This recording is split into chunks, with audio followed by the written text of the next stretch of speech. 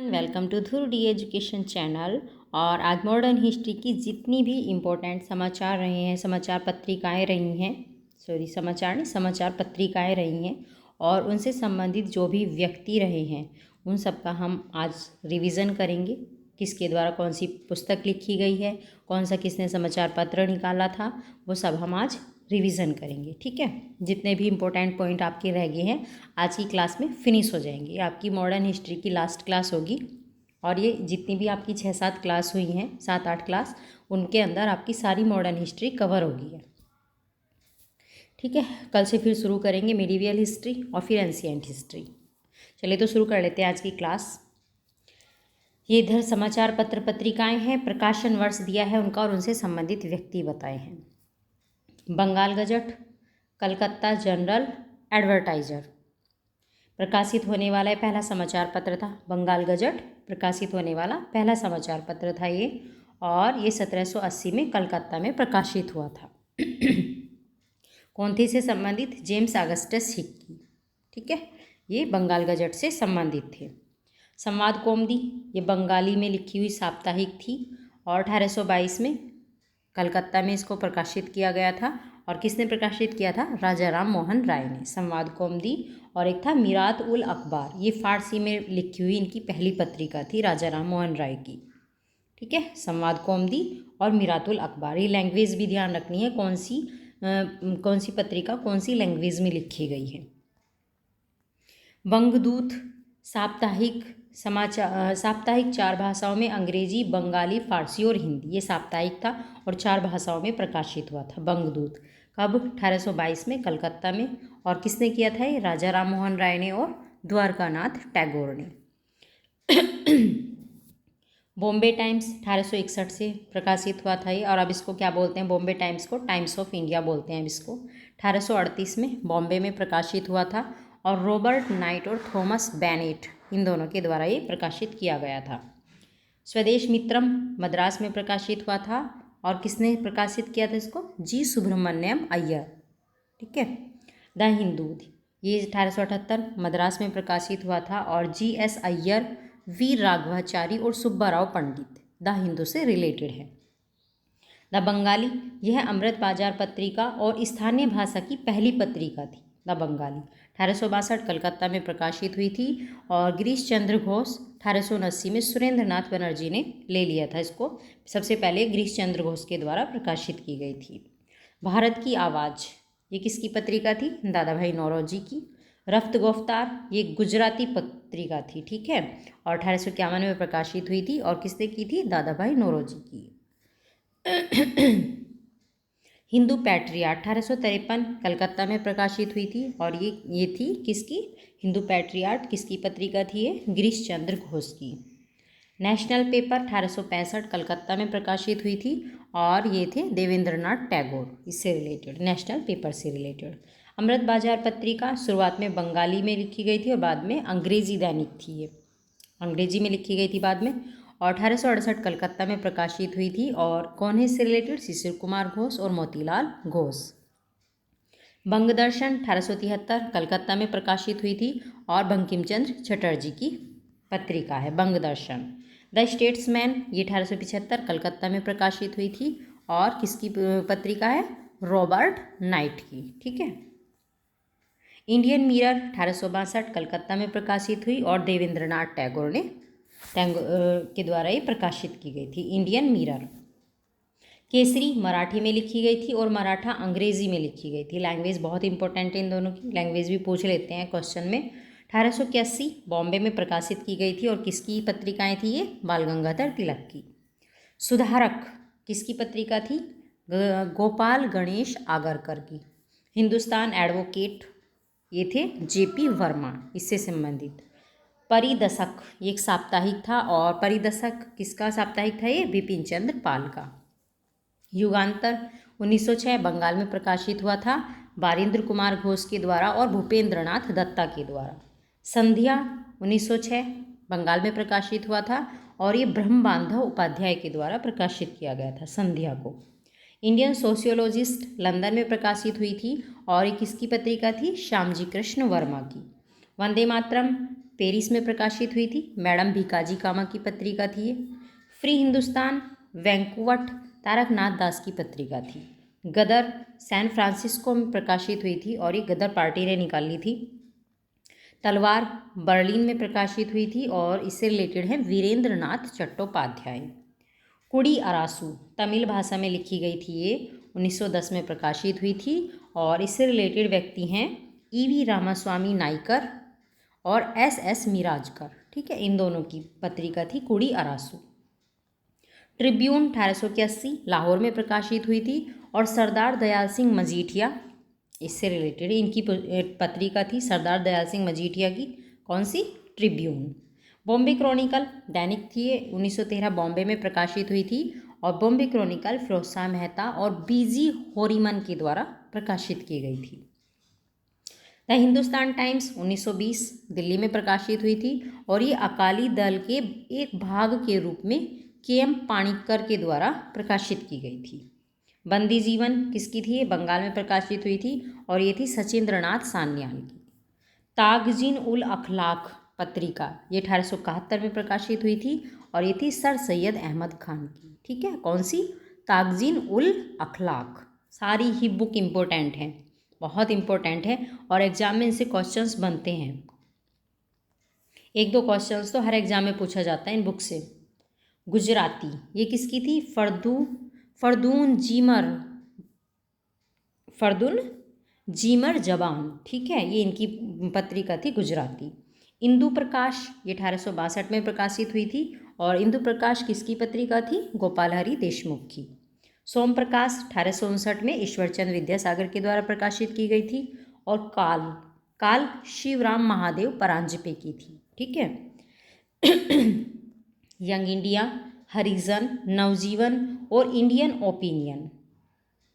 Annie Besant के new India से भ्रमित ना हो, इसके अंदर ये बताया गया था और ये किसकी पुस्तक थी सारी, महात्मा गांधी जी की पत्रिकाएं थी सारी।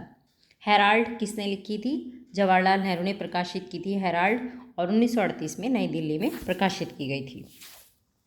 वंदे मातरम और द पीपल ये किसकी थी, लाला लाजपत राय की थी। और लीडर अंग्रेजी में लिखी हुई पत्रिका थी ये। और हिंदुस्तान दैनिक ये किसकी थी, मदन मोहन मालवीय की।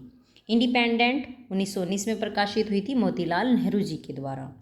पायनियर ये जॉर्ज एलन के द्वारा प्रकाशित हुई थी। Justice TN. नायर, कौमी आवाज़ ये जवाहरलाल नेहरू और रफ़ी अहमद किदवई के द्वारा प्रकाशित की गई थी पत्रिका। कॉमनवेल्थ और न्यू इंडिया ये किसकी थी, एनी बेसेंट की पत्रिकाएं थी।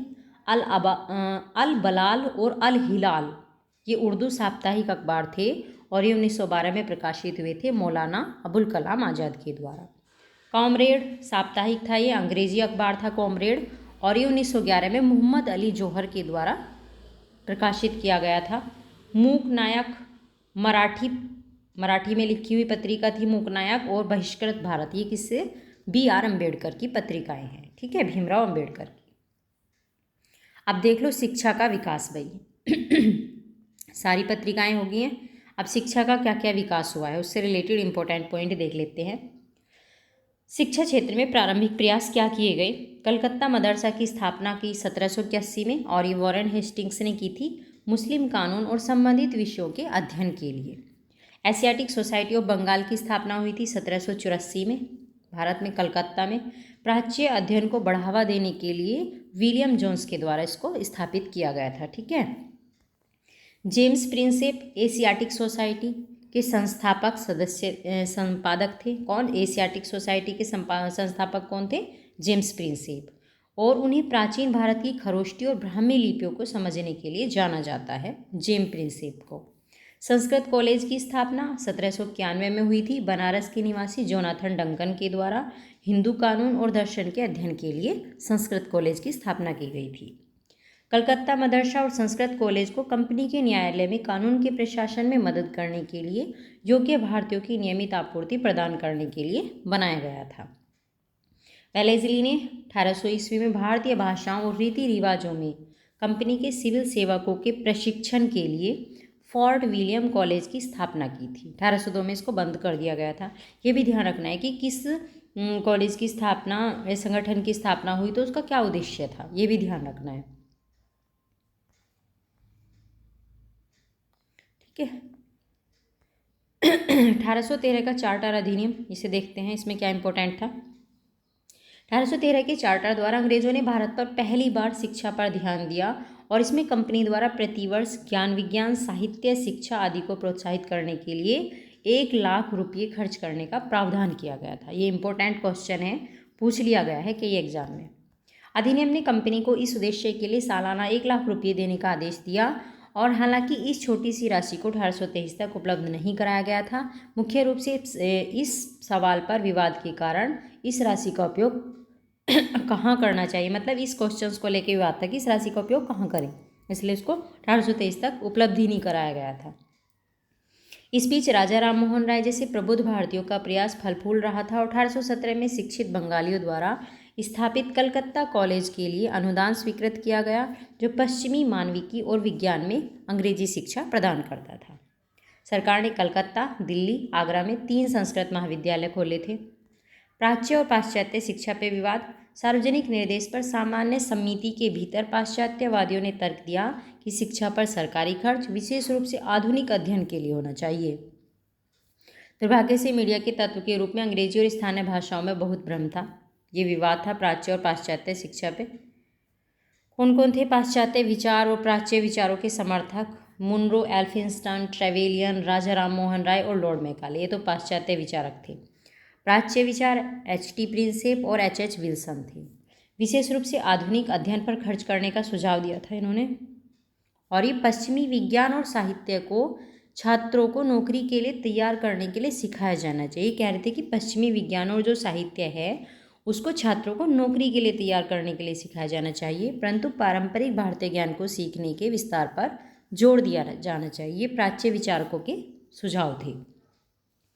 पाश्चात्यवादी शिक्षा के माध्यम के सवाल पर विभाजित थे। एक गुट माध्यम के रूप में अंग्रेजी भाषा का समर्थन करता था और दूसरा इसी उद्देश्य के लिए भारतीय भाषाओं का विरोध करता था। ठीक है, तो दोनों का पता होना चाहिए पाश्चात्य विचारकों के क्या सुझाव थे और प्राच्य विचारकों के क्या सुझाव थे। ठीक है, इंपॉर्टेंट है ये भी।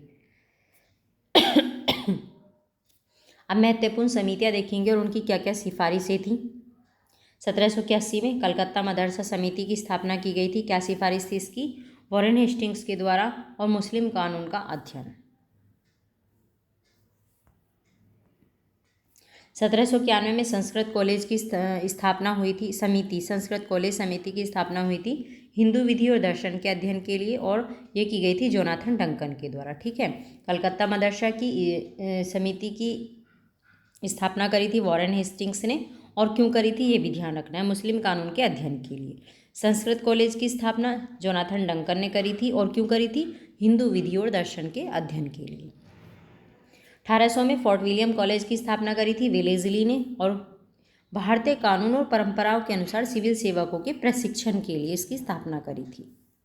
1813 का चार्टर अधिनियम आधुनिक विज्ञान शिक्षा को बढ़ावा देने के लिए इसमें 1 लाख रुपये का प्रावधान किया गया था। 1835 लॉर्ड मैकाले की रिपोर्ट आई थी। पाश्चात्यवादियों के पक्ष में प्राच्य पाश्चात्य विवाद सार्वजनिक समिति पर सामान्य समिति के अंतर्गत, ये आया था पाश्चात्यवादियों के पक्ष में। जो लॉर्ड मैकाले की रिपोर्ट आई थी, जो पाश्चात्यवादियों के विचार थे उनके पक्ष में। अंग्रेजी में पश्चिमी विज्ञान और साहित्य का शिक्षण दिया जाना चाहिए, ये कहा गया था इसमें। जन शिक्षा की उपेक्षा और अधोगामी निस्पंदन का सिद्धांत, ये लॉर्ड मैकाले की रिपोर्ट के महत्वपूर्ण पॉइंट हैं, और ये पॉइंट तो आपका एग्जाम में क्वेश्चन बन भी चुका है। ठीक है, 1843 और 53 James Thompson lieutenant governor north province, इसमें क्या कहा गया? ग्राम शिक्षा, स्थानीय भाषा और राजस्व और लोक निर्माण विभाग के लिए कर्मियों को प्रशिक्षित किया जाए, ये बात कही गई थी। 1854 वुड डिस्पैच आया। भारत में अंग्रेजी शिक्षा का मैग्ना कार्टा कहा गया वुड डिस्पैच को। सरकार जन धन की शिक्षा का उत्तरदायित्व ले, ये कहा गया इसमें। शैक्षणिक संस्थानों का पदानुक्रम किया गया। महिला व्यावसायिक शिक्षा और शिक्षकों के प्रशिक्षण पर जोर दिया गया। सरकारी संस्थानों में धर्मनिरपेक्ष शिक्षा दी गई। निजी शिक्षा को प्रोत्साहित करने के लिए अनुदान की व्यवस्था की जानी चाहिए, ये कहा गया। और उच्च शिक्षा का माध्यम अंग्रेजी हो और स्कूल स्तर का माध्यम स्थानीय भाषा हो। लंदन की तर्ज पर कलकत्ता, बॉम्बे, मद्रास में विश्वविद्यालय स्थापित किए जाए। ठीक है, ये सारे वुड डिस्पैच के इंपॉर्टेंट पॉइंट थे। 1882-83 में आया था हंटर आयोग, और हंटर आयोग में क्या क्या कहा गया था? पहले की योजनाओं ने प्राथमिक और माध्यमिक शिक्षा की उपेक्षा की थी, जब 1870 में शिक्षा के विषय को प्रांतों में स्थानांतरित कर दिया गया तो प्राथमिक और माध्यमिक शिक्षा को नुकसान हुआ, क्योंकि प्रांतों में पहले से ही सीमित साधन थे। आयोग ने प्राथमिक और माध्यमिक शिक्षा पर जोर दिया था। हंटर आयोग ने प्राथमिक शिक्षा स्थानीय भाषा में हो, ये कहा गया था। प्राथमिक शिक्षा को नियंत्रित करने के लिए जिला और नगर निगम बोर्ड की स्थापना की जाए, और माध्यमिक हाई स्कूल शिक्षा हेतु 2 चरण होने चाहिए, एक तो साहित्यिक और एक व्यावसायिक। विशेष रूप से शहरों से बाहर महिला शिक्षा में होने वाली समस्याओं पर जोर दिया गया था हंटर आयोग के अंदर। अब 1904 में भारतीय विश्वविद्यालय की स्थापना की गई थी, और लॉर्ड कर्जन का विचार था कि भारतीय विश्वविद्यालय अपराधियों तथा राजनीतिक षड्यंत्रकारियों के अड्डे हो गए हैं, जो वास्तव में अंग्रेजी हितों के अनुकूल नहीं थे। 1902 में टॉमस रेले की अध्यक्षता में एक विश्वविद्यालय आयोग का गठन किया गया था। ठीक है, ध्यान रखना विश्वविद्यालय आयोग का गठन किसकी अध्यक्षता में हुआ था और कब हुआ था। जिसके 2 सदस्य भारतीय थे, कौन कौन से? जस्टिस गुरुदास बनर्जी और सैयद हुसैन विलग्रामी। ठीक है, 1904 में रेले कमीशन ने अपने सुझाव दिए थे। क्या क्या? विश्वविद्यालय शिक्षा पे जोर दिया था, इसमें अनुसंधान और अध्ययन पे बढ़ावा देने पे जोर दिया। सदस्यों की संख्या और अवधि कम की जाए। अधिकांश सदस्य सरकार द्वारा नामांकित हो। सरकार विश्वविद्यालय सीनेट के नियमों को वीटो, संशोधन या पारित करती थी। कठोर निजी संबंधता मानदंड। उच्च शिक्षा विश्वविद्यालय शिक्षा में सुधार के लिए 5 लाख रुपए प्रतिवर्ष प्रदान किए जाएंगे, ये कहा गया इसमें। और राष्ट्रवादियों ने साम्राज्यवाद को मजबूत करने और राष्ट्रवादी भावनाओं को खत्म करने की कोशिश के रूप में देखा था इसे, और गोखले ने इसे प्रतिगामी उपाय कार्यवाही कहा था। किसको किसको कहा गया था? विश्वविद्यालय आयोग, भारतीय विश्वविद्यालय को। ठीक है, ध्यान रखेंगे, ये स्टेटमेंट इम्पोर्टेंट है। 1913 में शिक्षा नीति पर सरकार का संकल्प आया। भाई इसमें क्या थे, क्यों आया ये, कारण क्या था? 1906 में प्रगतिशील राज्य बड़ौदा ने पूरे देश में प्राथमिक शिक्षा को अनिवार्य कर दिया था, और यह रियासत की तरफ से निःशुल्क शिक्षा थी। प्रांतीय सरकारों से गरीब और अधिक पिछड़े वर्गों को मुफ्त प्राथमिक शिक्षा प्रदान करने के लिए मांग उठने लगी थी। फिर आया सैडलर विश्वविद्यालय आयोग, 1917 और 19 में आया ये सैडलर विश्वविद्यालय आयोग। इसकी क्या क्या सिफारिशें थी? कलकत्ता विश्वविद्यालय की जांच से संबंधित था ये, और इसकी सिफारिशें कमोबेश अन्य विश्वविद्यालयों में भी लागू होती थी। विश्वविद्यालय शिक्षा में सुधार के लिए माध्यमिक शिक्षा में सुधार एक आवश्यक शर्त थी इसकी, कि माध्यमिक शिक्षा में सुधार किया जाए। स्कूल से लेकर विश्वविद्यालय शिक्षा तक सुधार की बात कही थी इसने, और स्कूलों में 12 वर्षीय पाठ्यक्रम हो। माध्यमिक और इंटरमीडिएट के लिए अलग बोर्ड बने। महिला वैज्ञानिक, तकनीकी और शिक्षकों के प्रशिक्षण पर ध्यान दिया जाए। विश्वविद्यालय को केंद्रीकृत एकात्मक आवासीय शिक्षण स्वायत्त निकाय बनाने की सिफारिश की थी। विश्वविद्यालय के नियमों को तैयार करने में कम कठोरता लाई जाए, और इस आयोग में 2 भारतीय थे, कौन कौन से? डॉक्टर आशुतोष मुखर्जी और जियाउद्दीन अहमद। ठीक है, इन भारतीयों के नाम जरूर ध्यान रखना। अब आया हार्टोंग समिति। हार्टोंग समिति आई थी 1929 में। सन भी ध्यान रख लेना, इनके सन भी बहुत इंपॉर्टेंट है सारी समितियों की, और सारी समिति ही इंपॉर्टेंट है। शिक्षा के विकास पर रिपोर्ट तैयार करने के लिए हार्टोंग समिति का गठन किया गया था। प्राथमिक शिक्षा पर ध्यान दिया, लेकिन कोई अनिवार्य शिक्षा नहीं। गुणवत्ता में सुधार के लिए विश्वविद्यालय में चयनात्मक प्रवेश था उस पर बल दिया गया इसमें, और केवल योग्य छात्री हाई स्कूल और कॉलेज जाएंगे, अन्य छात्रों को व्यावसायिक कोर्स की तरफ भेज दिया जाएगा। ठीक है, ये हार्टोंग समिति का सिफारिश थी। सार्जेंट की शिक्षा योजना आई भाई 1944 में। सार्जेंट की शिक्षा योजना, उद्देश्य क्या था इसका? भारत के शैक्षिक स्तर को 40 वर्षों में लंदन में प्रचलित शैक्षिक स्तर के बराबर लाना।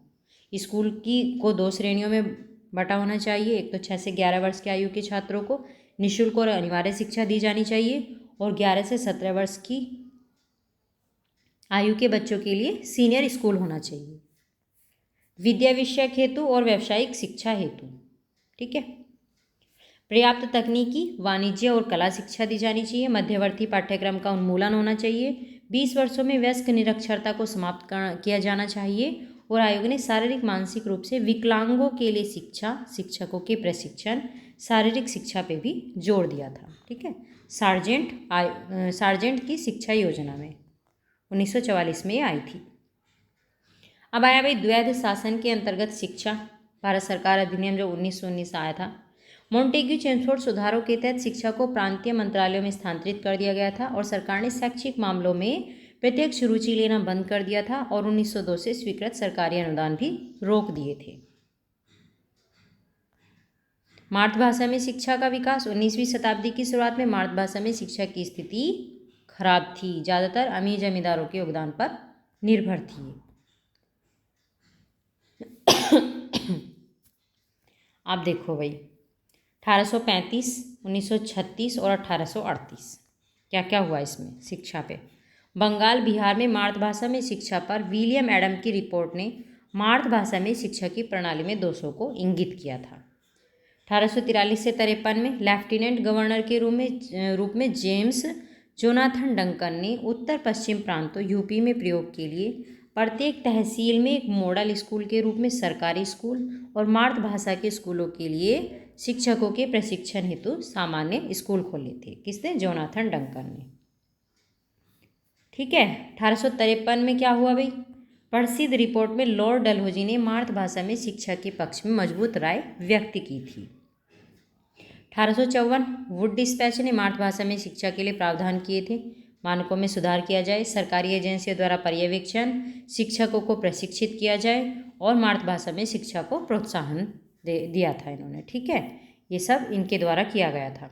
1854 से 71 में सरकार ने माध्यमिक और स्थानीय शिक्षा में कुछ ध्यान दिया था और मातृभाषा के स्कूलों की संख्या में 5 गुना से ज़्यादा वृद्धि हो गई थी इस टाइम पे।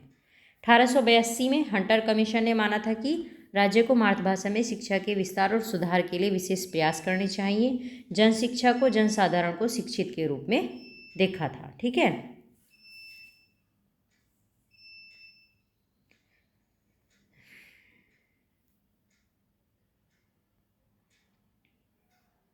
उन्नीस 1904 में शिक्षा नीति ने मातृभाषा में शिक्षा पर विशेष जोर दिया था और इसके लिए अनुदान बढ़ा दिया था इन्होंने कि शिक्षा मातृभाषा में दी जानी चाहिए।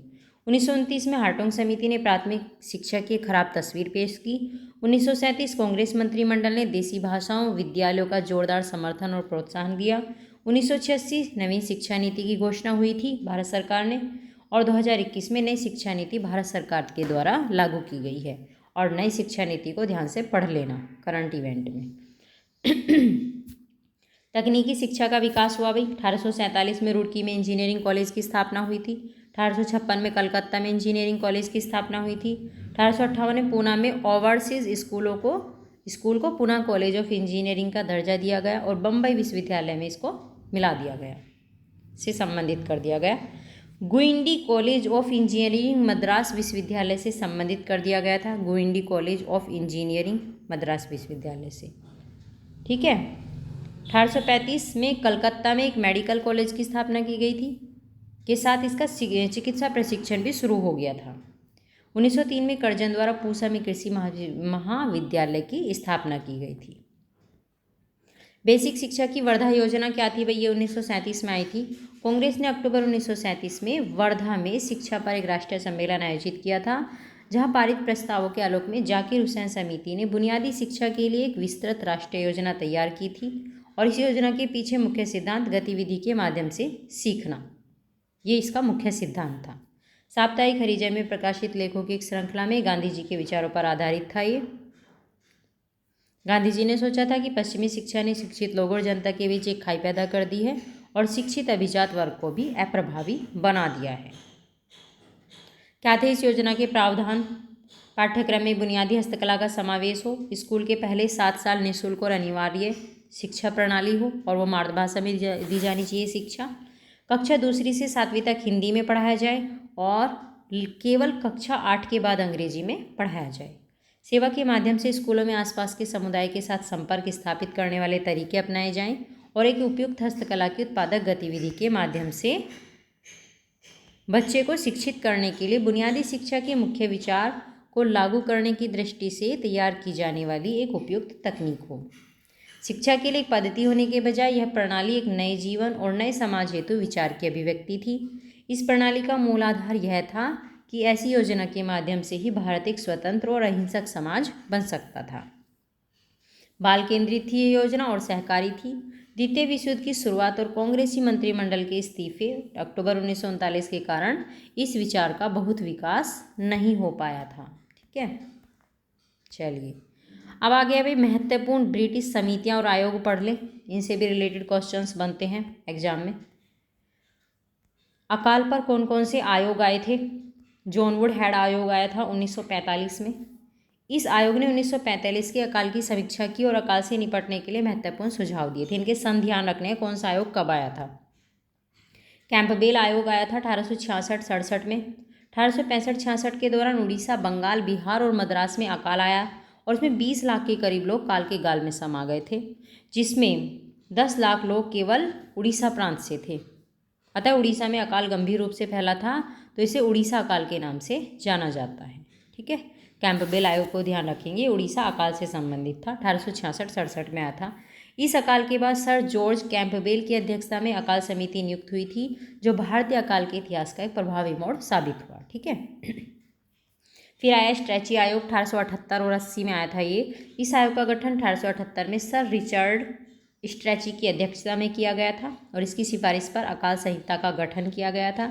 इस आयोग द्वारा अकाल की परिस्थिति में खाद्य व्यापार में राज्य की मध्यस्थता की अनुशंसा की गई थी और 1896-97 में भारत पुनः एक भयानक अकाल का साक्षी बना। 1896-97 फिर दोबारा से अकाल आया इंडिया में। अकाल आयोग स्थापित करने की इसमें सिफारिश की गई थी। लोयल आयोग आया अब 1887 में। इस आयोग का गठन 1887 में जेम्स लोयल की अध्यक्षता में हुआ था और इस आयोग द्वारा सिंचाई की सुविधा का विकास करने संबंधी अनुशंसा की गई थी। मैकडोनाल्ड आयोग यह आया था 1900 से और 1901 तक था ये। इस आयोग की स्थापना में सर एंथोनी मैकडोनाल्ड की अध्यक्षता में एंथोनी मैकडोनाल्ड जो थे उन्होंने इस आयोग की अध्यक्षता की थी और बाद में इन्हें लॉर्ड की उपाधि से विभूषित किया गया था। इस आयोग का गठन तत्कालिक अकाल से प्राप्त निष्कर्षों के आधार पर पूर्व गठित अकाल आयोग की रिपोर्ट का पुनर्मूल्यांकन और अनुशंसा प्रदान करने के लिए किया गया था। आयोग द्वारा अनुशंसा की गई कि अकाल से निपटने हेतु जिम्मेदार आधिकारिक विभाग को वर्ष भर कार्यशील रहना चाहिए ताकि अकाल के दौरान खाद्य अभाव से सरलता से निपटा जा सके। फिर आया भाई विधि आयोग। भारत में विधि आयोग का उद्भव स्वतंत्रता से पूर्व माना जाता है। 1834 में टीबी मैकाले की अध्यक्षता में भारत का पहला विधि आयोग चार्टर 1833 के परिणाम स्वरूप गठित हुआ था। ठीक है, ध्यान रखना इंपॉर्टेंट पॉइंट है। प्रथम विधि आयोग 1834 की अनुशंसाओं के परिणाम स्वरूप दंड संहिता और आपराधिक प्रक्रिया संहिता का संहिताकरण हुआ था। स्वतंत्रता पूर्व द्वितीय विधि आयोग आया था 1853 में और किसकी अध्यक्षता में? सर जॉन रोमेली की अध्यक्षता में आया था। तीसरा विधि आयोग आया था 1862 में, सर जॉन रोमेली की अध्यक्षता में आया था ये भी। और चौथा विधि आयोग आया था 1879 में और ये डॉक्टर व्हीटले स्कॉक्स की अध्यक्षता में आया था। और स्वतंत्रता पश्चात पहला विधि आयोग, ये स्वतंत्रता से पहले पूर्व के थे और स्वतंत्रता के बाद का पहला विधि आयोग आया था 1955 में। MC सीतलवाड़ की अध्यक्षता में आया था ये। ठीक है, ध्यान रखना। इस प्रकार स्वतंत्रता प्राप्ति के पश्चात भी विधि आयोग के द्वारा विधि सुधार की प्रक्रिया जारी रखी गई थी। अब आए हैं मुद्रा आयोग। 1886 में डफरिन द्वारा गठित मैन्सफील्ड आयोग आया था, ये मुद्रा आयोग से संबंधित था। 1898 में एल्गिन द्वितीय द्वारा गठित फाउलर आयोग था, मुद्रा आयोग से संबंधित। 1919 में चैम्सफोर्ड द्वारा गठित बेलिंगटन समिति आयोग था, बेलिंगटन स्मिथ आयोग। और 1926 में हिल्टन यंग आयोग। ठीक है, इन सब आयोग के आप ध्यान रखना जरूर। अन्य महत्वपूर्ण आयोग कौन कौन से हैं? स्कॉट मॉनक्रिफ आयोग 1901 में आया था, कर्जन के द्वारा इसकी अध्यक्षता की गई थी और ये कर्जन द्वारा सिंचाई के लिए गठित किया गया था।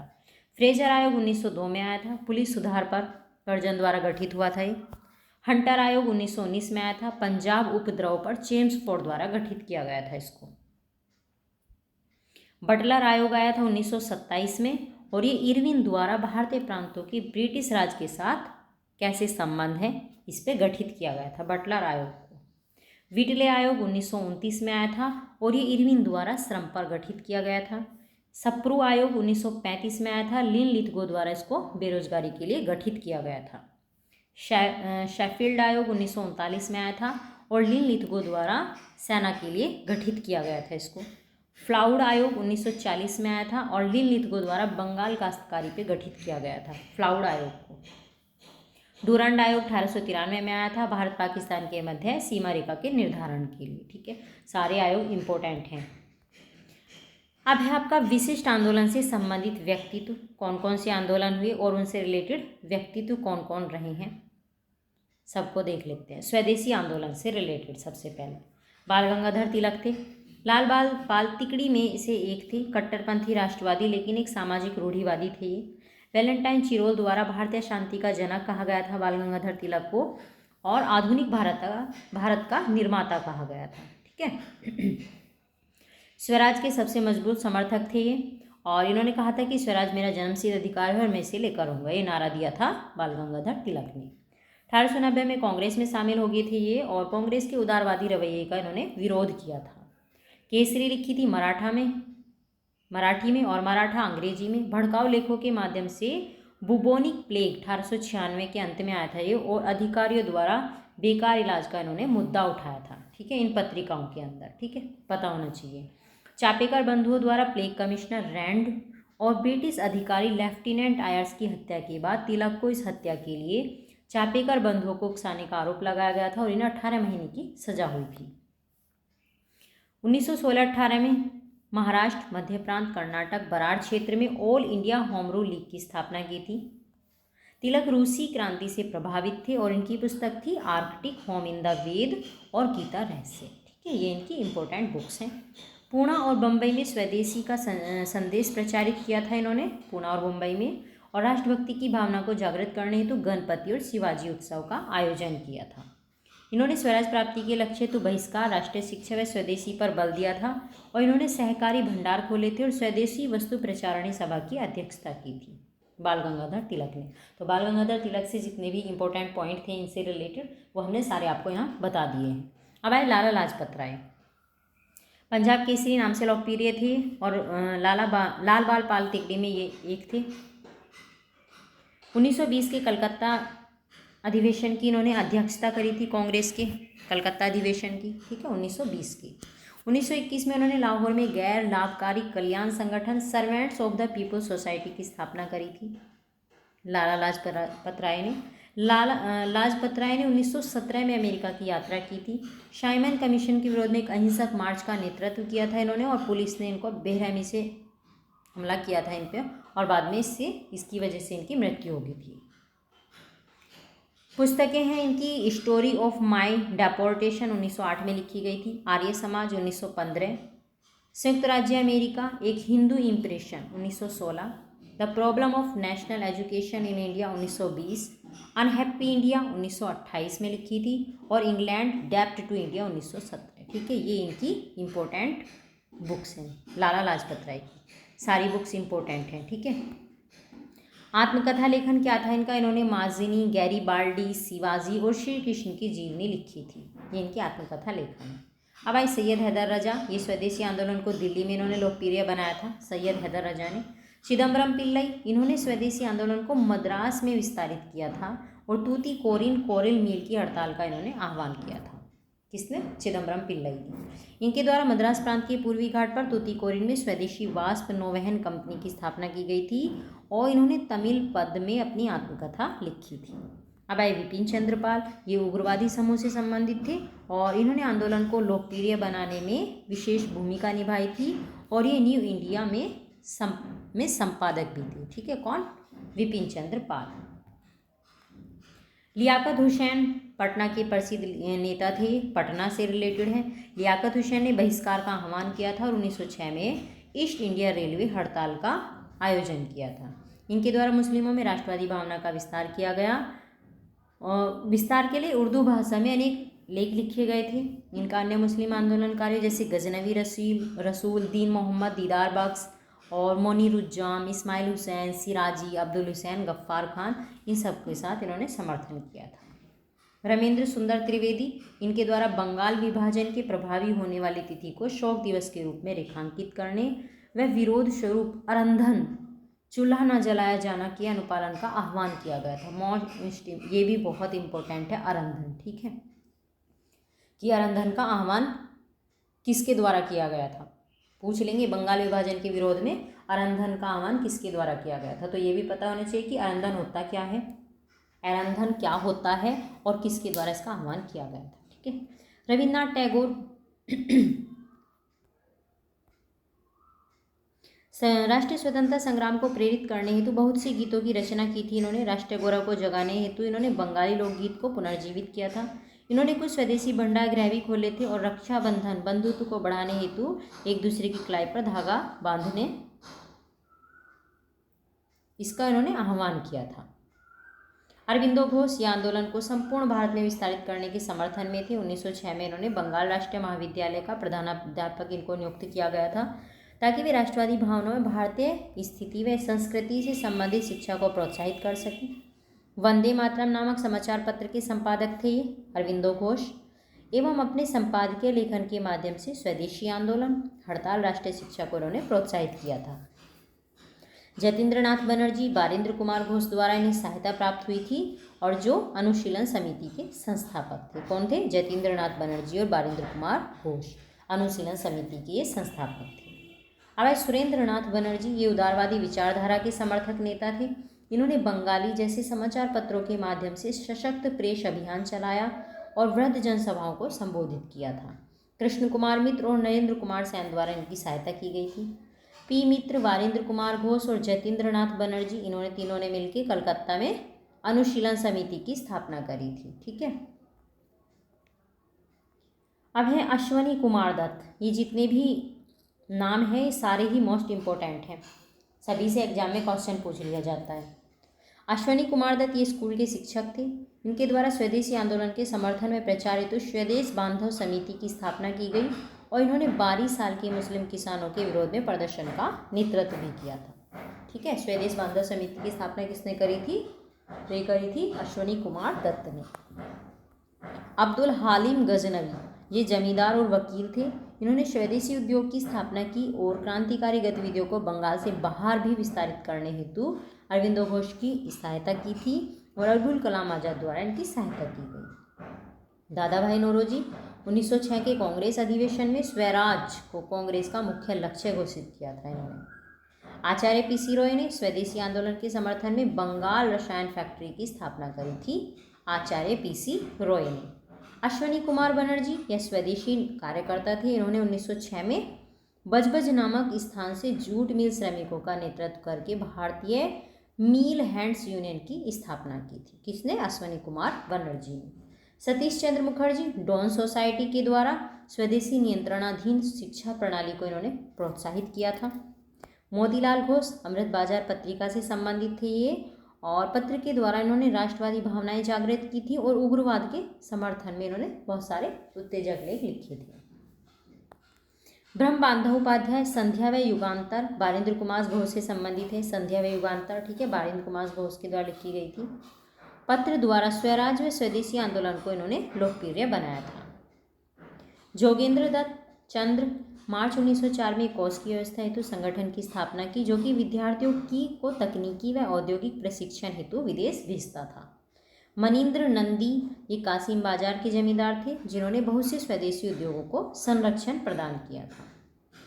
कालीशंकर शुक्ल इन्होंने स्वदेशी आंदोलन के समर्थन में विभिन्न पत्र पैम्फलेट का प्रकाशन किया और तर्क दिया कि नवीन औद्योगिक वर्ग का विकास राष्ट्रीय हित को बढ़ावा देने हेतु होना चाहिए। सुंदरलाल उत्तर प्रदेश के छात्र थे और इनका रुझान क्रांतिकारी गतिविधि और उग्रवाद की ओर था। कुंवरजी मेहता और कल्याणी मेहता इन्होंने पाटीदार युवक मंडल के द्वारा संगठनात्मक कार्य प्रारंभ किए थे। कुंवरजी मेहता और कल्याणी मेहता ने लाला हरकिशन लाल ब्रह्म समाज विद्या समूह की सहायता से पंजाब में स्वदेशी आंदोलन को प्रचारित किया था इन्होंने, और इस समूह ने ट्रिब्यून नामक समाचार पत्र भी प्रारंभ किया था। लाला हरकिशन लाल ने, ठीक है, ट्रिब्यून नामक समाचार पत्र। इन्होंने पंजाब नेशनल बैंक की स्थापना भी की थी। मोहम्मद शफी और फजल हुसैन ये दोनों पंजाब के मुस्लिम समूह के नेता थे जो हड़ताल के स्थान पर रचनात्मक स्वदेशी आंदोलन के समर्थक थे, ठीक है। वी कृष्णा स्वामी अय्यर मद्रास प्रांत के मायलापोर समूह की अध्यक्षता करी थी वी कृष्णा स्वामी अय्यर ने। जी सुब्रमण्यम अय्यर, टी प्रकाशम और कृष्णा राव ये दक्षिण भारत के प्रमुख नेता थे, किंतु वी के अय्यर से मतभेद होने के कारण टी प्रकाशम और कृष्णा राव द्वारा 1904 में मसूलीपट्टनम से किस्तन पत्रिका का शुभारंभ किया गया था। ठीक है, ध्यान रखेंगे, किस्तन पत्रिका किसकी है? टी प्रकाशम और किसकी? कृष्ण राव की। सुब्रमण्यम भारती वो एक विख्यात कवि व तमिल क्रांतिकारी समूह के सदस्य थे, जिन्होंने तमिल क्षेत्र में राष्ट्रवाद को बढ़ाने में महत्वपूर्ण भूमिका निभाई थी। न प्रभात कुसुमराय चौधरी, अपूर्वा कुमार घोष और प्रेमतोष बोस ये सभी प्रसिद्ध वकील थे, जिन्होंने श्रमिकों को संगठित करने में महत्वपूर्ण भूमिका निभाई थी। वहीं प्रेमतोष बोस अन्य प्रमुख श्रमिक नेता थे। हेमचंद्र कानूनगो पहले क्रांतिकारी नेताओं में से थे ये, और इनके पेरिस से लौटने के पश्चात इन्होंने कोलकाता में संयुक्त बम फैक्ट्री व धार्मिक विद्यालय की स्थापना करी थी। ठीक है, हेमचंद्र कानूनगो। खुदीराम बोस और प्रफुल्ल चाकी इंपॉर्टेंट है। वही 30 अप्रैल 1908 को दोनों महान क्रांतिकारियों द्वारा कैनेडी की हत्या करने के लिए इनकी गाड़ी पे बम फेंक दिया गया था। पुलिनदास दक्कन अनुशीलन समिति की स्थापना करी थी पुलिनदास ने, जिसका प्रथम बृहत कारनामा कौन सा था? 12 डकैती। मदन मोहन मालवीय और मोतीलाल नेहरू ये दोनों प्रांतीय सरकारों के साथ सहयोग व गैर राजनीतिक स्वदेशी आंदोलन के पक्षधर थे। सचिंद्रनाथ सान्याल हिंदुस्तान रिपब्लिक संस्था की स्थापना करी थी इन्होंने, और संध्या पत्र के संपादक भी थे। सावरकर बंधुओं द्वारा 1899 में मित्र मेला की स्थापना की गई थी। दिनशा वाचा इन्होंने महाराष्ट्र के मिल मालिकों से धोतियों को कम दाम में बेचने का निवेदन किया था। ठीक है, जो स्वदेशी आंदोलन था उससे रिलेटेड ये महत्वपूर्ण व्यक्तित्व थे और इनसे रिलेटेड इंपॉर्टेंट पॉइंट थे। ठीक, अब आया असहयोग आंदोलन। महात्मा गांधी मार्च 1920 में एक घोषणा पत्र द्वारा उन्होंने अपने अहिंसक असहयोग आंदोलन की घोषणा की थी। मार्च 1920 में वे आंदोलन के प्रमुख बल थे। उन्होंने जनता से स्वदेशी सिद्धांतों को अपनाने, कताई बुनाई का अभ्यास करने, अस्पृश्यता को खत्म करने हेतु कार्यशील रहने का आग्रह किया था। 1921 के अपने राष्ट्र स्तरीय भ्रमण के दौरान इन्होंने लाखों लोगों को संबोधित किया। 1922 में उत्तर प्रदेश के चौरी चौरा में हिंसक घटना के कारण आंदोलन स्थगित कर दिया गया था। CR दास 1920 के नागपुर अधिवेशन में असहयोग से संबंधित संकल्प को आगे बढ़ाया था इन्होंने, और आंदोलन के प्रचार में महत्वपूर्ण भूमिका निभाई थी। सफल वकील थे ये, इन्होंने कानूनी अदालतों का बहिष्कार किया था और अपने लाभपूर्ण वकालती अभ्यास को भी इन्होंने छोड़ दिया था। इनके 3 प्रमुख सहयोगी थे। कौन कौन? वीरेंद्रनाथ सैमसल थे मदनापुर से, GM सेनगुप्ता थे चित्तगांव से, सुभाष बोस कोलकाता से। सुभाष चंद्र बोस ही हैं जिन्होंने हिंदू मुस्लिम एकता हेतु महत्वपूर्ण भूमिका निभाई थी। जवाहरलाल नेहरू असहयोग आंदोलन के प्रचार में इन्होंने महत्वपूर्ण भूमिका निभाई थी और सरकारी नीतियों द्वारा कृषकों के शोषण के विरुद्ध किसान सभा का गठन को इन्होंने प्रोत्साहित किया था। गांधी जी के द्वारा आंदोलन वापस लिए जाने के निर्णय के ये विरुद्ध थे। GM सेनगुप्ता बंगाली राष्ट्रवादी नेता थे। इन्होंने असम के चाय बागानों के श्रमिकों के विरोध में प्रदर्शन किया था, जहां इनको गिरफ्तार कर लिया गया था, GM सेनगुप्ता को। बसंती देवी ये CR दास की धर्मपत्नी थी। ये उन प्रथम महिला कार्यकर्ताओं में से हैं जिन्होंने 1921 में गिरफ्तारी दी थी। वीरेंद्रनाथ सैमसल इन्होंने मिदनापुर के कौनताई और तामलुक उपखंडों में संघ विरोधी प्रदर्शन किया था। इन्होंने नवंबर-दिसंबर 1921 में मिदनापुर के वास्तविक जोतदार महिषियों को कर्ण अदायगी आंदोलन हेतु प्रोत्साहित किया था। जितेंद्र लाल बनर्जी इन्होंने 1921-22 में काश्तकारों को संगठित कर बोगरा, पाबना और वीरभूम में बंदोबस्त प्रणाली का विरोध किया था। किसने? जितेंद्र लाल बनर्जी ने। सुभाष चंद्र बोस आंदोलन का समर्थन प्रदान किया था। इन्होंने सिविल सेवा से इन्होंने त्यागपत्र दे दिया था। कोलकाता स्थित नेशनल कॉलेज का इनको प्रधानाचार्य नियुक्त किया गया था। अली बंधु शौकत और मोहम्मद अली थे। ये अली बंधु सबसे ज़्यादा महत्वपूर्ण खिलाफत नेता थे। इन्होंने संपूर्ण उत्साह के साथ गांधी जी के आंदोलन को प्रचार हेतु राष्ट्र स्तरीय भ्रमण का समर्थन किया। अखिल भारतीय खिलाफत सम्मेलन के दौरान मोहम्मद अली ने स्पष्ट किया कि मुस्लिमों को ब्रिटिश सेना में रहना धर्म के विरुद्ध है। अली बंधु को बाद में गिरफ्तार कर लिया गया था। मोतीलाल नेहरू गांधी जी द्वारा असहयोग आंदोलन के आह्वान के बाद इन्होंने अपनी वकालत छोड़ दी थी और 1921 में इनको गिरफ्तार कर लिया गया था। अन्य प्रसिद्ध वकील जिन्होंने वकालत का त्याग कर दिया था ये थे एम आर जयकर थे, सैफुद्दीन किचलू थे, वल्लभ भाई पटेल थे, राजगोपालाचारी, टी प्रकाशम और आसफ अली। इन सब ने अपनी वकालत छोड़ दी थी। इन सभी बलिदान ने अन्य लोगों को प्रेरणा दी, जिससे उन्होंने सरकारी नौकरियों का बहिष्कार किया और स्वतंत्रता संग्राम की मुख्य धारा में सब जुड़ गए थे। लाला लाजपत राय ये प्रारंभिक रूप से असहयोग नीति के खिलाफ थे, प्रमुखतः विद्यालयों के बहिष्कार के खिलाफ थे ये, किंतु बाद में इनके द्वारा आंदोलन का समर्थन किया गया, यहाँ तक कि उनके द्वारा 1922 में आंदोलन वापस लिए जाने का फिर विरोध भी किया गया था।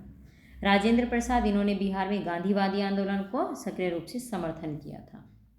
सरदार वल्लभ भाई पटेल, इन्होंने गुजरात में आंदोलन का प्रचार प्रसार किया और यह माना कि औपनिवेशिक शासन को ध्वस्त करने हेतु क्रांतिकारी आतंकवाद का एक उपयुक्त विकल्प असहयोगी नीति है। मोतीलाल तेजावत, इन्होंने भील जनजाति को संगठित किया था और भील आंदोलन का समर्थन किया था, ठीक है, जिससे असहयोग आंदोलन और भी मजबूत बना। अल्लूरी सीताराम राजू, आंध्र प्रदेश की जनजातियों का नेतृत्व किया था इन्होंने एवं इनकी मांगों को असहयोग आंदोलन के साथ संयुक्त किया था। हसरत मोहानी एक खिलाफत नेता थे जिन्होंने अली बंदों की गिरफ्तारी की निंदा की थी और पूर्ण स्वराज की मांग की थी। पुरुषोत्तम दास, ठाकुरदास, जमुना दास, द्वारकादास, कावस जी, जहांगीर, फ्रोजे सैथना, सीतलवाड़, ये लोग जो औद्योगिक वर्ग से संबंधित थे, इनके द्वारा 1920 में असहयोग विरोधी एसोसिएशन की स्थापना की गई थी।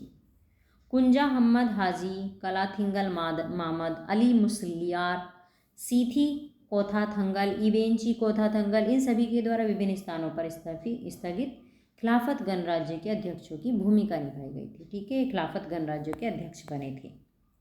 मोहम्मद उस्मान, यह एक खिलाफत आंदोलनकारी थे, इन्होंने कोलकाता में बहुत से व्यापार संगठनों व स्वयंसेवी संगठनों का आयोजन किया था, ऐसे Dange, R S. Nimbkar, V D. Santhai, R V. Nandkarni, S V. Deshpande और के.एन. जोगलेकर, ठीक है।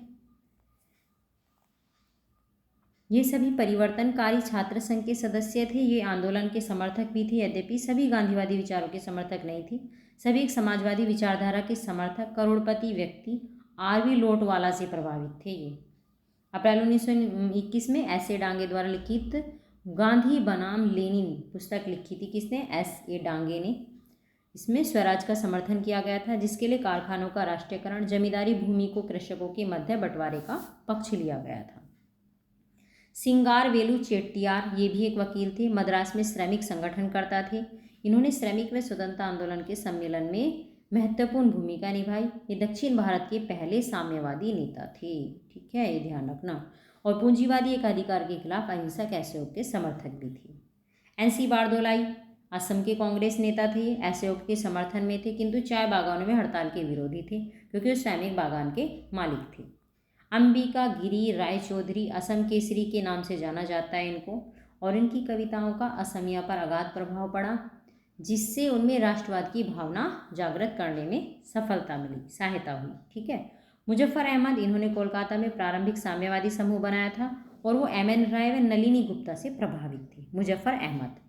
पुरुषोत्तम दास टंडन, गणेश शंकर विद्यार्थी, जी.बी. पंत, लाल बहादुर शास्त्री, इन सभी के द्वारा अपने राजनीतिक जीवन की शुरुआत 1921 में असहयोग आंदोलन के साथ की गई थी। प्रेमचंद, ये एक प्रसिद्ध उपन्यासकार थे, फरवरी 1921 में गोरखपुर के शासकीय विद्यालय से इन्होंने त्यागपत्र दे दिया था और आज नामक पत्र का प्रकाशन इन्होंने शुरू किया था, ठीक है। इनके उपन्यास प्रेमाश्रम है, रंगभूमि, गांधीवादी सिद्धांतों मूल्यों को प्रदर्शित करते हैं और इस बात की पुष्टि करते हैं कि असहयोग स्वतंत्रता प्राप्ति का एक प्रभावी अस्त्र है। बाबा रामचंद्र, इन्होंने दक्षिण और दक्षिण पूर्वी अवध के क्षेत्र में किसान विद्रोह को संगठित किया था और कृषक विद्रोह को असहयोग आंदोलन से जोड़ा था। इन्हें फरवरी 1921 में गिरफ्तार कर लिया गया था, बाबा रामचंद्र को।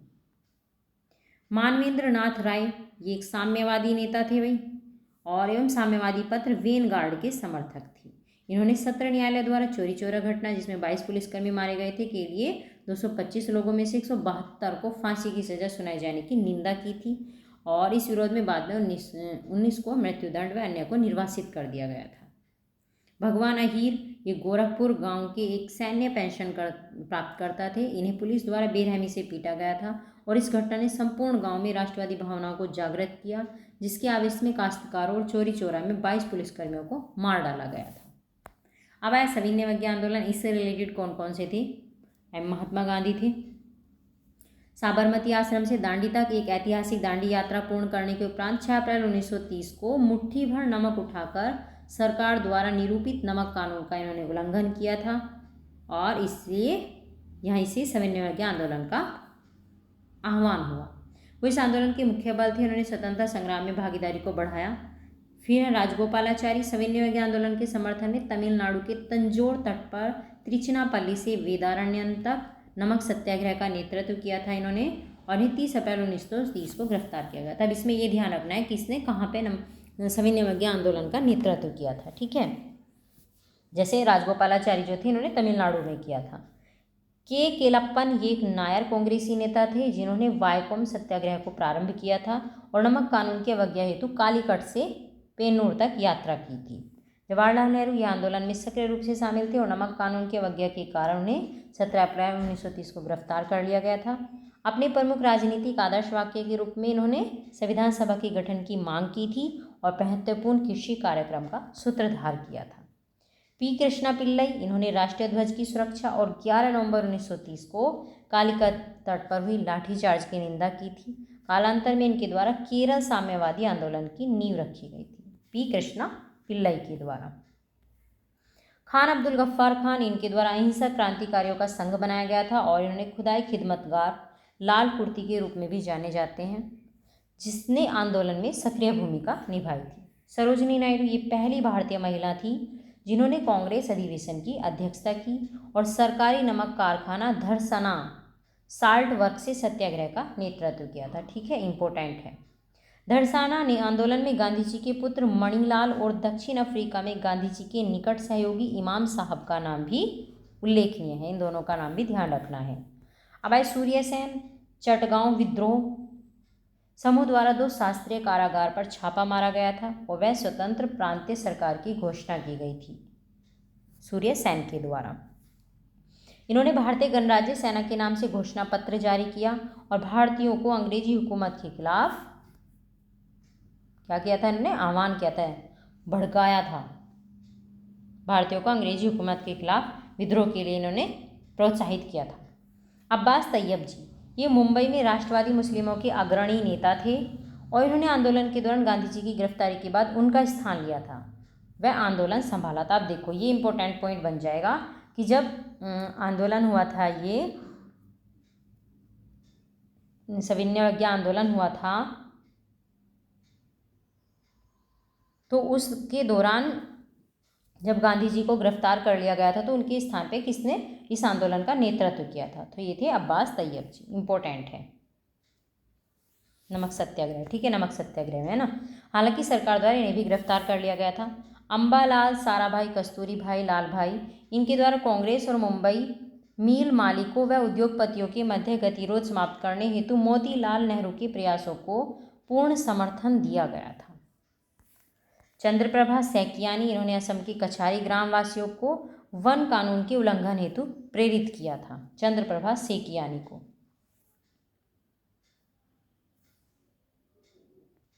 सुभाष चंद्र बोस व जे.एम. सेनगुप्ता सविनय के संचालन हेतु कांग्रेस के बंगाल गुट के रूप में प्रतिद्वंदी संगठन की स्थापना की गई और 1933 में आंदोलन को वापस लिए जाने पर सुभाष चंद्र बोस द्वारा गांधी जी की निंदा की गई थी, जिसका विट्ठल पटेल द्वारा समर्थन किया गया था। शांति घोष और सुनीति चौधरी इन्होंने तिपैरा के जिलाधिकारी स्टीवन की हत्या की थी और इनकी कार्रवाई क्रांतिकारी आंदोलन में महिला सहभागिता का प्रवेश बिंदु था। शांति घोष और सुनीति चौधरी। शेख अब्दुल्ला एक मुस्लिम स्नातक थे। इन्होंने 31 जुलाई 1931 को आंदोलन प्रारंभ कर श्रीनगर जेल पर आक्रमण किया, जिसमें पुलिस फायरिंग के दौरान 21 लोग मारे गए। ये पीएन बजाज के नेतृत्व वाले जम्मू हिंदू मेहमान विरोधी संगठन के साथ भी सक्रिय रूप से जुड़े हुए थे। मोहम्मद यासीन खान पंजाब के मुस्लिम नेता थे। इन्होंने महाराजा जयसिंह सवाई द्वारा लगान वृद्धि, बेगार, जंगल में शिकार के प्रतिबंध के खिलाफ विद्रोह हेतु मियाँ, जो कि इस्लाम को मानने वाला और जनजातीय काश्तकार समुदाय है, इसको संगठित किया था। ठीक है। के.एम. अशरफ सविनय आंदोलन से जुड़ने वाले भारत के प्रथम साम्यवादी मार्क्सवादी इतिहासकार थे, के.एम. अशरफ। ठीक है। पंडित मदन मोहन मालवीय ये 1920 तक गांधी जी नीतियों के प्रमुख प्रवर्तक थे, किंतु गांधी जी द्वारा हरिजन आंदोलन प्रारंभ करने के उपरांत ये कांग्रेस से अलग हो गए। सत्यमूर्ति, भूलाभाई देसाई, M.A. अंसारी, B.C. रॉय, इन सभी ने सविनय आंदोलन के प्रसार और लोकप्रियता बढ़ाने में योगदान दिया था। जयप्रकाश नारायण, मीनू मसानी, अच्युत पटवर्धन, इन सभी का मानना था कि कांग्रेस को वामपंथियों से गठजोड़ कर राष्ट्रीय आंदोलन आगे बढ़ाना चाहिए। संपूर्णानंद, इन्होंने प्रयोगात्मक स्तर पर भारत के लिए समाजवादी कार्यक्रम बनाया। 1934 में कांग्रेस समाजवादी दल का इन्होंने शुभारंभ किया था और जिसे नरेंद्र देव का समर्थन प्राप्त था। NV गाडगिल, अपने समाजवादी विचारों के प्रति झुकाव के कारण 1929 के मंदिर प्रवेश आंदोलन का इन्होंने समर्थन किया था। गाडगिल ने एवं इन्होंने पूना के केशवराव जोधी के नेतृत्व में संचालित गैर ब्राह्मण सत्यशोधक समाज से संबंध बनाए थे। B.R. अम्बेडकर अस्पृश्य महार जाति के नेता थे, जिन्होंने 1930 की गोलमेज सम्मेलन में भाग लिया था। हालांकि कांग्रेस महारों के राजनीतिक आंदोलनों पर जीत हासिल करने में असफल रही थी। गोपाबंधु चौधरी, आंदोलन को उड़ीसा में लोक प्रसिद्ध किया था इन्होंने, उड़ीसा के अंदर, और बालासोर, कटक एवं पुरी जिलों के तटीय क्षेत्रों में नमक सत्याग्रह का नेतृत्व किया था। जदू नंदन शर्मा, इन्होंने बिहार के गया जिले में किसान सभा आंदोलन को प्रारंभ किया था। दुग्गी राजा बालाराम कृष्णय्या, इन्होंने 1931 में तटीय आंध्र प्रदेश के कृष्ण जिले में लगान विरोधी आंदोलन प्रारंभ किया एवं तेलुगु भाषा गाथा गीत गांधी गीता की रचना की थी। किसने? दुग्गी राजा बालाराम कृष्णय्या ने, जो राष्ट्रवादी भावनाओं को बढ़ाने में सहायक रहे। मौलाना भसानी, इन्होंने सिराजगंज में वृहद स्तर पर प्रजा सम्मेलन का आयोजन किया था एवं जमींदारी प्रथा के उन्मूलन व ऋण में कमी की मांग की थी। M.N. रॉय और उनके अनुयायियों द्वारा समाजवादी विचारों और ग्रामीण क्षेत्रों में प्रचार किया गया था एवं अवध क्षेत्र में करना अदायगी का आंदोलन शुरू किया गया था। अब आया भारत छोड़ो आंदोलन। इससे संबंधित महत्वपूर्ण नेता कौन कौन से थे? महात्मा गांधी। क्रिप्स मिशन की असफलता के बाद अंग्रेजों को भारत छोड़ने पर विवश करने की एक दमदार योजना थी। मुंबई के ग्वालियर टैंक में ऐतिहासिक अगस्त बैठक में गांधी जी द्वारा करो या मरो मंत्र की उद्घोषणा की गई थी और 8 अगस्त 1942 को गांधी जी को गिरफ्तार कर लिया गया। आंदोलन में शामिल भारतीयों के खिलाफ सरकार की कार्रवाई के विरोध में फरवरी 1943 में इन्हें गिरफ्तार कर लिया गया। आंदोलन में शामिल भारतीयों के खिलाफ सरकार की कार्यवाही के विरोध में फरवरी 1943 को गांधी जी द्वारा 21 दिन का उपवास रखा गया था। जयप्रकाश नारायण, ये कांग्रेस समाजवादी दल के सदस्य थे और इन्होंने आंदोलन में महत्वपूर्ण भूमिका निभाई थी। राम मनोहर लोहिया, अरुणा आसफ अली, सुचेता कृपलानी, छोटू भाई पुराणिक, बीजू पटनायक, R.P. गोयनका और अच्युत पटवर्धन, ठीक है, इन सब की योगदान रहा है। ये सभी भारत छोड़ो आंदोलन के समर्थन में भूमिगत आंदोलन और क्रांतिकारी गतिविधियों में शामिल थे। चित्तू पांडे, स्वयं को गांधीवादी कहने वाले चित्तू पांडे ने अगस्त 1942 में पूर्वी उत्तर प्रदेश के बलिया जिले के सभी 10 पुलिस स्टेशनों पर कब्जा कर लिया था और इन्होंने समानता सरकार की स्थापना की थी। किसने? चित्तू पांडे ने। उषा मेहता, इनके द्वारा आंदोलन को सक्रिय रूप से समर्थन किया गया और कांग्रेस रेडियो के संचालन से संबंधित दल की ये प्रमुख सदस्य थी, ठीक है। जवाहरलाल नेहरू, प्रारंभ में इनके द्वारा गांधी जी की योजना का विरोध करने वाले कट्टर उदारवादी समूह का समर्थन किया गया, किंतु कालांतर में इन्होंने 8 अगस्त 1942 को भारत छोड़ो प्रस्ताव का समर्थन किया। सुमति मोरारजी, इन्होंने अच्युत पटवर्धन की भूमिगत गतिविधियों में सहायता की थी और कालांतर में भारत की अग्रणी महिला उद्योगपति बनी। सुमति मोरारजी। रास बिहारी बोस, एक क्रांतिकारी कार्यकर्ता थे। जून 1942 को इंडियन इंडिपेंडेंस लीग के अध्यक्ष चुने गए थे और ये इंडियन इंडिपेंडेंस लीग 1942 में स्थापित हुई थी। जापान में 1915 से पलायक भगोड़े निर्वासित के रूप में रह रहे थे, जापान में चले गए थे। इन्होंने ब्रिटिश औपनिवेशिक साम्राज्य के खिलाफ सशस्त्र विद्रोह हेतु जापान के द्वारा घोषित युद्धबंदी अर्थात भारतीय सैनिकों को संगठित किया था। कैप्टन मोहन सिंह, अंग्रेजों की ओर से लड़ने वाले भारतीय सैनिकों को जापान ने युद्धबंदी के रूप में माना था। एक जापानी सैन्य अधिकारी द्वारा इन्हें भारतीय स्वतंत्रता के लिए जापान के साथ मिलकर कार्य करने हेतु आश्वस्त किया गया था और इन्हें इंडियन नेशनल आर्मी का कमांडर नियुक्त किया गया था। किसको? कैप्टन मोहन सिंह को। सुभाष चंद्र बोस 1946 में इंडियन नेशनल आर्मी में शामिल हुए थे और इनका प्रसिद्ध नारा था, तुम मुझे खून दो मैं तुम्हें आज़ादी दूंगा। और सुभाष चंद्र बोस के नेतृत्व में INA स्वतंत्रता संग्राम में महत्वपूर्ण भूमिका निभाई थी। श्री राजगोपालाचारी और भोलाभाई देसाई ये दोनों कट्टर उदारवादी थे जो स्वतंत्रता प्राप्ति के पश्चात जनमत संग्रह के माध्यम से मुस्लिम बहुसंख्यक प्रांतों को मान्यता देने के पक्ष में थी। ठीक है। केजी मशरूवाला, इन्होंने महादेव देसाई की गिरफ्तारी के बाद लोगों में राष्ट्रवादी भावना जागृत करने हेतु हरिजन में 2 उग्रवादी लेख लिखे थे।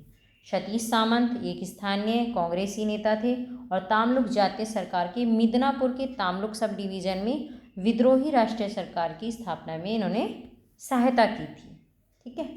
तो ये हो गए हैं इम्पोर्टेंट जितने भी नेता थे, जो भी आंदोलन थे उनसे रिलेटेड सबका बता दिया किसका क्या योगदान रहा है। बहुत इंपॉर्टेंट पॉइंट थे सारे। अभी आपका लास्ट चैप्टर है गवर्नर जनरल और उनका क्या योगदान रहा है, ये भी आज कंप्लीट कर लेंगे। आज अभी आपकी लास्ट क्लास होगी, उसके बाद कल हम दूसरे नोट्स का रिवीजन शुरू कर देंगे। ठीक है। बहुत ही इंपॉर्टेंट क्लास है, 1-2 बार सुनेंगे तो आपके काफ़ी कुछ कवर हो जाएगा। वारेन हेस्टिंग्स रहे हैं 1773 से 1785 तक, और क्या क्या इनके बारे में इम्पोर्टेंट है। बंगाल के अंतिम गवर्नर थे, बंगाल का इनको प्रथम गवर्नर जनरल नियुक्त किया गया था। 1772 में इन्होंने द्वैध शासन का अंत किया था और 1773 का विनियमन अधिनियम आया था। 1781 का अधिनियम जिसके तहत कलकत्ता में गवर्नर जनरल इन काउंसिल और सुप्रीम कोर्ट के बीच अधिकार क्षेत्र की शक्तियों को स्पष्ट रूप से विभाजित किया गया था। पिट्स इंडिया एक्ट अधिनियम आया था 1784 में इनके शासनकाल में। 1774 का रोहिल्ला युद्ध हुआ था इनके शासनकाल में। 1775 से 82 में प्रथम मराठा युद्ध हुआ और 1782 में सालबाई की संधि हुई। 1780 से 84 में द्वितीय मैसूर युद्ध हुआ था इनके शासनकाल में। बनारस के राजा चैत सिंह के साथ तनावपूर्ण संबंध थे जिसके कारण इंग्लैंड में हेस्टिंग्स पर महाभियोग चलाया गया था और बंगाल में एशियाटिक सोसाइटी की स्थापना भी इनके शासनकाल में हुई थी। अब आए लॉर्ड कॉर्नवालिस, 1786 से 1793 तक रहे थे और इनके शासनकाल में क्या महत्वपूर्ण घटनाएं हुई। तृतीय मैसूर युद्ध हुआ 1790 से 92 में और श्रीरंगपट्टनम की संधि हुई थी 1792 में। कॉर्नवालिस कोड आया 1793 में। न्यायिक सुधार, राजस्व प्रशासन और नागरिक अधिकार क्षेत्र का पृथक्करण किया गया था। इसमें बंगाल की स्थायी बंदोबस्त व्यवस्था आई थी 1793 में। प्रशासनिक मशीनरी का यूरोपीयकरण किया गया था। नागरिक सेवाओं की शुरुआत हुई थी और 1805 में कॉर्नवालिस की गाजीपुर में मृत्यु हो गई थी। सर जॉन शोर 1793 से 1798 तक रहे थे। 1793 का चार्टर एक्ट आया था इनके शासनकाल में। निजाम और मराठों के बीच खुर्दा की लड़ाई हुई थी 1795 में। फिर आए हैं वेलेजली 1798 से 1805 तक। सहायक संधि 1798 में आई थी के तहत हैदराबाद के निजाम के साथ पहली संधि हुई थी, ये सहायक संधि प्रणाली जो थी। और चौथा मैसूर युद्ध हुआ था 1799 में इनके शासनकाल में। दूसरा मराठा युद्ध हुआ 1803 से 1805 में। तंजौर 1799, सूरत 1800 और कर्नाटक 1801 के प्रशासन को संभाला था इन्होंने। बेसिन की संधि हुई थी 1802 में इनके शासनकाल में। सर जॉर्ज बेरलो 1805 से 1807 तक रहे थे। वेलोर विद्रोह हुआ था 1806 में इनके शासनकाल में और अहस्तक्षेप की नीति का पालन किया था। ठीक है। लॉर्ड मिंटो प्रथम ये आए थे 1807 से 1813 तक रहे थे, ये शासन में गवर्नर जनरल रहे थे ये 1807 से 1813 तक। और रंजीत सिंह के साथ अमृतसर की संधि हुई थी 1809 में इनके शासनकाल में। फिर आए लॉर्ड हेस्टिंग्स 1813 से 1823 तक, ये गवर्नर जनरल रहे। एंग्लो नेपाल युद्ध हुआ 1814 से 16 में। संगोली की संधि हुई थी 1816 में। तीसरा मराठा युद्ध हुआ 1817 से 19 में। मराठा परिसंघ का विघटन हुआ। बॉम्बे प्रेसिडेंसी का निर्माण हुआ 1818 में। पिंडारियों के साथ संघर्ष हुए इनके शासनकाल में 1817 से 1818 में। सिंधिया की संधि हुई 1817 में और मद्रास के गवर्नर थॉमस मुनरो और रैयतवाड़ी प्रणाली की स्थापना हुई थी 1820 में। किसके शासनकाल में हुई है? लॉर्ड हेस्टिंग्स के। लॉर्ड एमहर्स्ट 1823 से 1828 तक रहे। प्रथम बर्मा युद्ध हुआ 1824-26 में और छतरपुर का अधिग्रहण हुआ था। लॉर्ड विलियम बेंटिक 1828 से 1835 तक गवर्नर जनरल रहे और बंगाल के अंतिम गवर्नर जनरल थे ये और भारत का प्रथम गवर्नर जनरल बनाया गया था इनको। और सती और अन्य क्रूर प्रथाओं का उन्मूलन किया था इन्होंने 1829 में। भारत के प्रथम गवर्नर जनरल थे। ठगी का दमन किया था 1830 में इन्होंने। 1833 का चार्टर एक्ट के द्वारा सरकारी सेवाओं में भेदभाव की समाप्ति की थी। 1835 का शिक्षा संबंधी प्रस्ताव और आधिकारिक भाषा के रूप में अंग्रेजी की शुरुआत की गई थी। मैसूर 1831, कुर्ग 1834 और कछार 1834 का इन्होंने अधिग्रहण किया था। रंजीत सिंह के साथ इन्होंने स्थायी मित्रता की संधि की थी। कार्नवालिस द्वारा स्थापित अपील और सर्किट के प्रांतीय न्यायालयों का उन्मूलन किया। राजस्व और सर्किट के आयुक्तों की नियुक्ति की थी। किसने? लॉर्ड कैनिंग ने। ठीक है, सॉरी, लॉर्ड विलियम बेंटिक ने। विलियम बेंटिक इंपॉर्टेंट है। लॉर्ड मेटकॉफ 1835 से 1836 तक रहे थे गवर्नर जनरल, और भारत में प्रेस पर प्रतिबंधों को हटाने वाला नया प्रेस कानून आया था इनके शासनकाल में। समाचार पत्रों का मुक्तिदाता भी कहा जाता है मेटकॉफ को, बहुत इंपॉर्टेंट है ये। फिर आए लॉर्ड ऑकलैंड 1836 से 1842, ये गवर्नर जनरल है। प्रथम अफगान युद्ध हुआ था 1838 से 42 में, और रंजीत सिंह की मृत्यु हुई थी 1839 में। लॉर्ड एलनबरो 1842 से 1844 तक गवर्नर जनरल रहे। सिंध का अधिग्रहण हुआ 1843 में, और ग्वालियर के साथ युद्ध हुआ था 1843 में। लॉर्ड हॉर्डिंग 1844 से 1848 तक गवर्नर रहे, और प्रथम आंग्ल सिख युद्ध हुआ 1845-46 में इनके शासनकाल में। लाहौर की संधि 1846 में। कर्ण भ्रूण हत्या और मानव बलि को समाप्त करने हेतु सामाजिक सुधार हुए। फिर आए डलहौजी 1848 से 1856 तक रहे थे, ये भी बहुत इंपॉर्टेंट है। द्वितीय आंग्ल सिख युद्ध हुआ 1848 से 49 में। पंजाब का विलय हुआ 1849 में। लोअर बर्मा या पेगू का अधिग्रहण किया था इन्होंने 1852 में। सतारा 1848, जैतपुर संभलपुर 1849, उदयपुर 1852, झांसी 1853, नागपुर 1854, अवध 1856 का व्यपगत के सिद्धांत द्वारा इन्होंने अधिग्रहण किया था, डॉक्ट्रिन ऑफ लैप्स के द्वारा। 1854 की Wood's, Charles Wood board of control के अध्यक्ष थे, का शैक्षिक डिस्पैच और एंग्लो वर्नाकुलर स्कूल और सरकारी कॉलेज खोला गया था। 1853 का रेलवे विद्रोह हुआ था। 1853 में बॉम्बे और थाने को जोड़ने वाली पहली रेलवे लाइन बिछाई गई थी डलहौजी के शासनकाल में। टेलीग्राफ, कोलकाता को बॉम्बे, मद्रास, पेशावर से जोड़ने के लिए 40,000 मील की टेलीग्राफ लाइनों और डाकघर अधिनियम 1854 में इन्होंने सुधार किया था। गंगा नहर को खुली नहर घोषित किया था इन्होंने 1854 में, और हर प्रांत में अलग अलग लोक निर्माण विभाग की स्थापना भी की थी।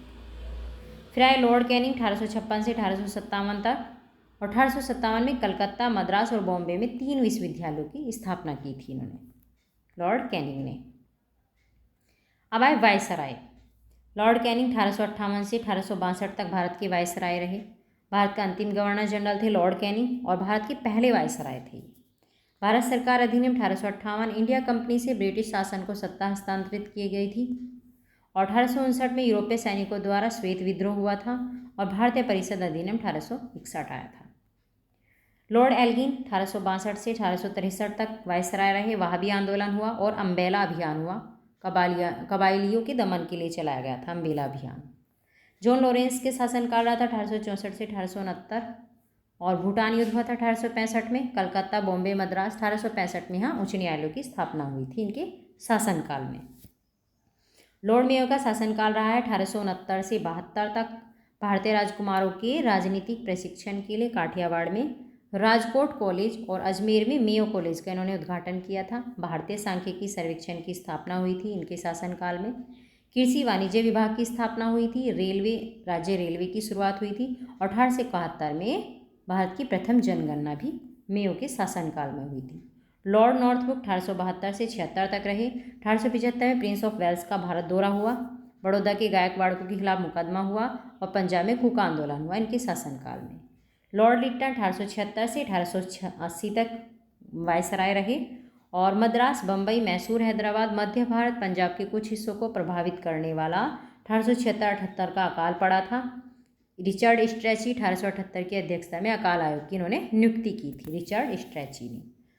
रॉयल टाइटल एक्ट आया था 1876 में। क्वीन इंडिया ने केसरे हिंद या भारत की महारानी की उपाधि ग्रहण की थी।